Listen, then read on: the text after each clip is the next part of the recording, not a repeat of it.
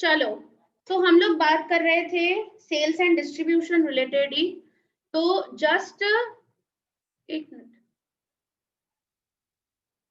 हाँ, तो मैंने आपको तरीका बताया कि सेल्स एंड डिस्ट्रीब्यूशन का इधर डायरेक्टली और इनडायरेक्टली तरीके होते हैं हमारे पास डिस्ट्रीब्यूशन करने के लिए। सो देखो क्या लिखा है यहाँ पे, it is very essential that the product must reach to the consumer from producer place speedily and economically. मतलब जल्दी भी पहुंच जाए और इकोनॉमिकली मतलब थोड़ा कॉस्ट इफेक्टिव भी हो, भाई कॉस्ट कम हो सके, ऐसा भी।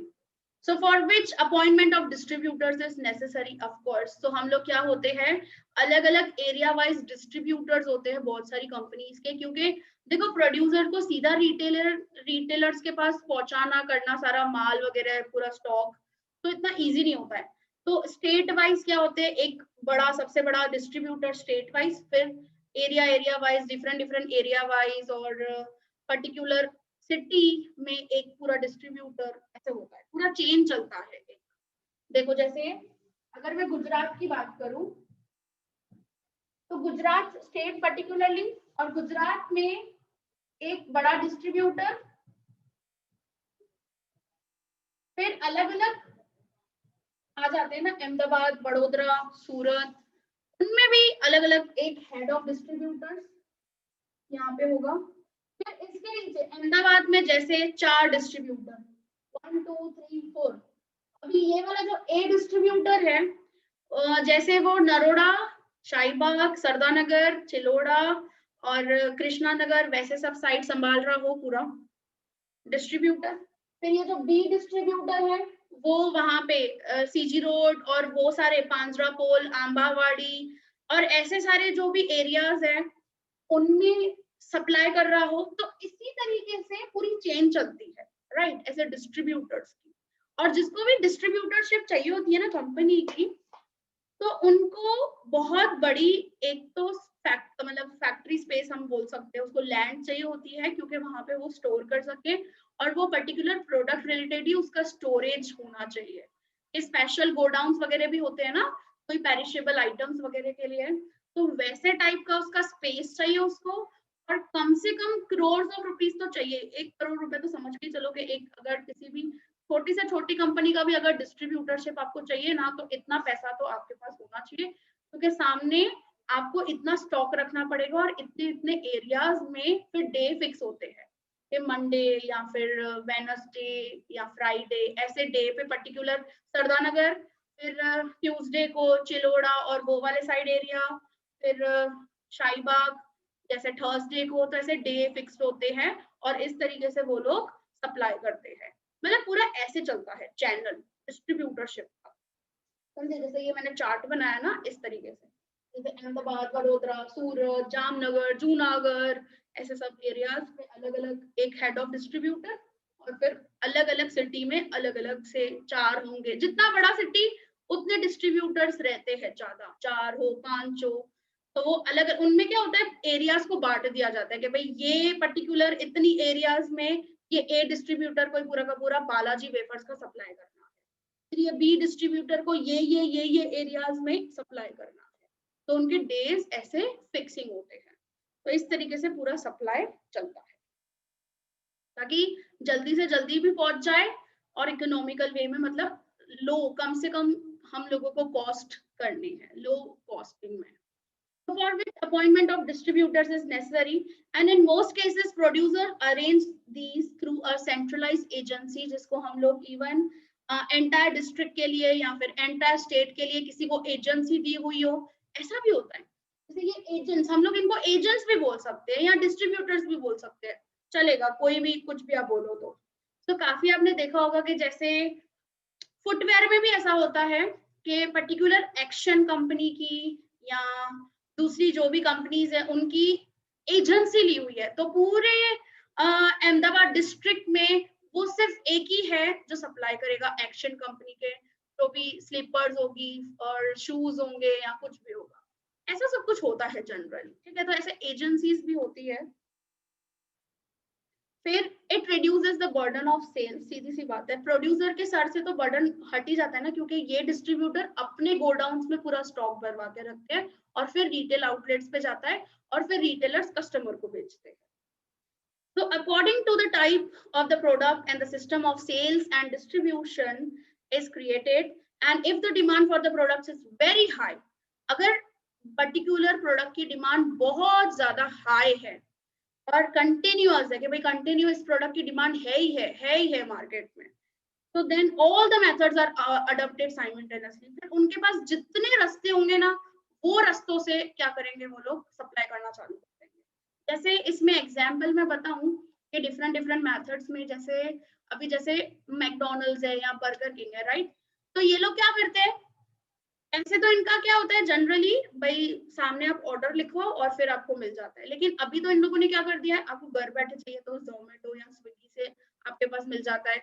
एक वो, फिर पर्टिकुलर आपका वो टेक अवे वाला चालू होता है, वो साइड भी कि आपको लेके जाना है, भाई बैठना नहीं है, वो भी ले सकते हो. या फिर आप सिंपली वहां जाके आप पार्सल करवा दो, वो भी चीज पॉसिबल हो सकती. मतलब उनके पास जितने तरीके हैं ना, उस तरीके से उन्होंने डिस्ट्रीब्यूशन करना चालू कर दिया हुआ है. ठीक है, क्योंकि उस पर्टिकुलर चीज की डिमांड इतनी है मार्केट में और कंटिन्यूअसली चलती रही है इतने लॉन्ग पीरियड में. So in the distributorship, it is very necessary that the products must reach to the wholesalers and the retailers on time. So in some cases, producers are selling the product at the place of production. एक minute, in some cases producers are selling the product at the place of production. Okay, ये direct selling की यहाँ पे बात की है. जैसे example दूं तो आशापुरा के पास आप देखते हो कि उसी का दूध है, वहीं पे वो बेच रहा है. या कुछ भी मिठाई है वही. शिकारपुरी का एग्जाम्पल ले लो, उसी का वही प्रोडक्शन प्लेस है, ऊपर साइड फर्स्ट फ्लोर पे, सेकंड फ्लोर पे, और फिर नीचे वो सेलिंग कर रहा है. तो ये डायरेक्ट सेलिंग होती है क्योंकि वही है, बनाने वाला भी और बेच भी वही रहा है. प्लस जैम पे आप ले लो चवाणा, उसका भी यही चीज है, वहीं पे प्रोडक्शन होता है और वहीं पे वो लोग सेलिंग करते हैं.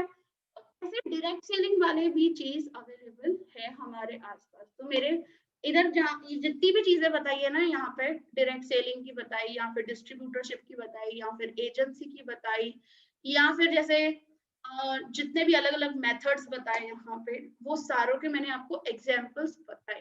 ठीक है, फिर लास्ट, हाँ सेकेंड लास्ट एक चीज आ जाती है, दैट इज सेलिंग. तो सेलिंग मतलब अल्टीमेटली कस्टमर तक पहुंचाने का, सेल करने का. ठीक है, so selling means exchange करना goods and services for the money. So selling refers to a process of exchange in the marketing management in which product is handed over to the consumers in exchange of money, simply. So the role of middleman is very important in selling function. More aggressive distributor can generate more sales. Distributor में जितनी ताकत होगी ना sales करने की, क्योंकि काफी distributors क्या होते हैं, बहुत उनको ऐसा होता है, बहुत लालच होती है, हम लोग बहुत ज्यादा सेल्स करें ताकि हमको कमीशन कंपनी की तरफ से बहुत ज्यादा मिले. तो ऐसे टाइप के डिस्ट्रीब्यूटर्स क्या करते हैं, जनरली ज्यादा सेल्स करते हैं. और वो लोग क्या करते हैं, उनका एस्टिमेशन ही ऐसा चलता है, बहुत स्टॉक भरवाते हैं, बहुत सप्लाई करते जाते हैं रिटेल आउटलेट्स पे, मतलब दिल खोल के सप्लाई करते हैं. तो वो लोगों को कमीशंस और बहुत सारी दूसरी चीजें, क्योंकि जितना ज्यादा स्टॉक वो भरवाएंगे उतना डिस्काउंट्स भी उन लोगों को ज्यादा मिलेगा, तो उनका मार्जिन क्या हो जाएगा, बढ़ जाता है. तो ऐसे डिस्ट्रीब्यूटर्स करते हैं ज्यादा सेल्स करने के लिए. ठीक है, फिर क्या लिखा है यहाँ पे, एक सेकेंड. हाँ, so very often the producer directly sells the product to the consumer. Personal selling is the most effective form of the selling, क्योंकि पर्सनल सेलिंग में हम लोग खुद कन्विंस कर सकते हैं, ये प्रोडक्ट ट्राई तो करके देखो, जैसे कुबेर नगर में करते हैं पर्सनल सेलिंग, होता ही है ना. सिंपली इतना इतना बटर लगाएंगे, इतना मक्खन लगाएंगे, ये ताते तक केड़ी सुठी थी लगे है कुर्ती, पाए तो डिसो वठी वने हो ये कुर्ती, मतलब दे आर लाइक कुछ भी बोलते जाएंगे और दारती लगे हुए डिसो तो सही, हाँ मिरर में तो डिसो पहुंच गए, कितनी जोरदार थी लगे हुए, मतलब दे आर लाइक बहुत ज्यादा कम्युनिकेटिंग, उनका स्किल और कन्विंसिंग स्किल बहुत जबरदस्त का होता है उन लोगों का. तो जबरी पर्सनल सेलिंग, हाँ पर्सनल सेलिंग में बहुत मार्केटिंग होती है, बहुत खतरनाक की. ठीक है, सो ये सेलिंग पड़ता है, ये सीधी सी बात है, नहीं तो कस्टमर पटेगा कैसे, और लड़कियां इंप्रेस कैसे होगी, लड़कियों को तो अरे मैं बहुत अच्छी लग रही हूँ, हाँ डिसो केडो सुठा था लगो, और मतलब लेडीज को और लड़कियों को इस तरीके से बोला जाता है ना, तो उन लोगों को बहुत खुशी होती है कि हाँ हम लोग तो मस्त लग रहे हैं बहुत। कोई तारीफ करे लड़कियों की तो खत्म हो गई ना बात, तो वहीं पे बस लेके जाएंगी। ऐसा ही होता है जनरली। फिर आ जाता है आफ्टर सेल सर्विसेज। ठीक है, देखो सेलिंग करना खत्म नहीं हो जाता है, एक last function that is after sale services. कोई भी कंप्लेन होती है, कुछ भी डिफेक्टिव होता है, अभी जैसे कुछ मैं जैम पे से कुछ चवाना ले आई, ठीक है, या कुछ मैं पूरी ले आई वहां से और खराब निकली, मुझे अच्छी नहीं लगी, मैंने उसको जाके कंप्लेन की कि यार ये क्या है, ऐसी पूरी हमको तो पसंद ही नहीं आई बिल्कुल, हम लोग तो प्रेफर ही नहीं करेंगे भाई। तो वो बोलेगा कि नहीं ऐसा नहीं, ऐसा कभी एक केसेस में या कुछ हो जाता है, कभी 1% ऐसा होता है, बट मैं आपको एक्सचेंज करके दे रहा हूँ या मैं आपको पैसे रिटर्न कर रहा हूँ, तो ये सब चीजें सर्विसेज देते हैं, समझे। इवन आप मोबाइल शॉप्स में चले जाओगे तो वारंटी गारंटी या कुछ भी प्रोडक्ट डिफेक्टिव हो गया या प्रोडक्ट आपका नहीं चल रहा है फोन वगैरह, तो आपको एक्सचेंज और ये सब चीजें करके देते हैं, राइट। देखो marketing does not end with the selling of the product, but it includes to get a permanent and happy customers. किसको नहीं चाहिए हैप्पी कस्टमर्स यार। हम लोग तो बोलती है, हमारे शोरूम से कोई भी बाहर निकलता है बेचारा सिक्योरिटी गार्ड वाला बोलता है प्लीज कम अगेन, आइएगा जरूर दोबारा से। हाँ हम लोग भी बोलते हैं because we always wants our customers happy. So listen complaints from the customers, replacement of the defective products or services, या तो repair products करना, तो ये सब चीजें। या फिर आपने देखा होगा कि बहुत सारे प्रोडक्ट्स का इवन डेमो भी दिखाते हैं, वो दिखाएंगे ही ना, जैसे जैम वाला, ये चमाना ट्राई करके देखो, ये हमारे दुकान का फेमस है बहुत, टेस्ट करवाएंगे आपको, फिर आप बोलोगे हाँ ठीक है चलो ये वाला भी लाओ, 500 ग्राम लाओ भाई, ये वाला पैकेट भी। तो ऐसा सब जनरली डेमोज और ये सब चीजें होती है। तो डेमोस्ट्रेशन मतलब डेमो जो देते हैं is to be done at the residence of the customer, या वो जूसर मिक्सर ग्राइंडर वो भी आके बताते हैं ना, डेमो करके दिखाएंगे, कुछ निकाल के दिखाएंगे, कुछ जूस वगैरह देखो अच्छे से चल रहा है ना, सब चीजें ऐसे बहुत सारा होता है, हमारे घर पे भी आके सब चीजें करके दिखाते हैं। फिर for products like air conditioners, television, grinder, refrigerators, technical knowledge is essential. तो अरेंजमेंट, हाँ अपने ओवन खरीदते हैं तो भी तो हमारे घर पे समझाने आता है ना कि भाई इसको ऐसे यूज करते हैं, ये पर्पस के लिए यूज करते हैं, फिर वो बुकलेट देते हैं हम लोगों को, या फिर एसी के रिलेटेड भी हमको पूरा गाइड करके जाते हैं कि भाई इसको ऐसे चलाना है, इस तरीके से चालू करना है, या कुछ भी ऐसा खराबी होती है तो this is our complaint number और सर्विस नंबर। और या तो फिर हम लोग एक्वागार्ड्स के रिलेटेड भी, एक्वागार्ड अपने घर में लगा हुआ हो तो उसके रिलेटेड भी कुछ भी हो, तो या फिर रेफ्रिजरेटर खराब हो गई, कुछ हो गया, तो उसके लिए भी सर्विस नंबर्स एंड ऑल इनके होते ही है, right. So after sale services के लिए ये सब चीजें अवेलेबल होती है, and for which a network should be created, और उसकी वजह से कस्टमर लॉयल्टी हो जाती है यार, कस्टमर को खुशी मिलती है कि हाँ भाई ये कंपनी अच्छी है, ये कंपनी अच्छी सर्विसेज देती है करती है, और हम लोग फ्यूचर में भी उसी पर्टिकुलर कंपनी के ये सारे प्रोडक्ट्स खरीदते हैं। Okay, so that's it about the functions of marketing process.